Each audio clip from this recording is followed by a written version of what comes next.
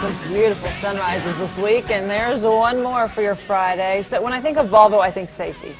I think a lot of people do. Right, right. Yeah, Ed Wallace has a look at an SUV, and Ed, I got to tell you, one of our coworkers saw you were going to be reviewing this and said, "Oh, that's the one I want." And then she looked at the price tag and said, "But I guess it's not going to happen." Yeah, I've had a lot of people tell me that, but let me tell you, before it came out, now keep in mind, the first XC90 came out 13 years ago. It's been a while before this one made it to market, but my friends over at Autobahn in Fort Worth, they had 52 of them pre-sold before they even got here. That's what Lexus has with their RX 350s when they switch them over. Let's talk about engines. Believe it or not, this comes with a 4-cylinder engine, 2-liter, but it has 318 horsepower. This thing will actually get up and romp. It's bigger all the way around than the last XC model, but they built it lower to the ground, so now you have an SUV that's really easy to get into. It is the most high-tech thing I've ever been in, and I've often said Volvo's ergonomics for being able to handle things while you're driving, downright exceptional. Well, now we've gone to an iPad-like dash in the center, and it works so much like an iPad, you wonder why Apple hasn't sued Volvo. It is the easiest touchscreen you've ever seen because there's no knobs. You push buttons, you extend your fingers to widen the map and go back and forth.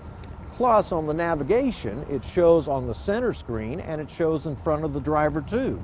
The seats, unbelievably plush, comfortable. This one has a lot of options on it, but it will hold you right where you want to be.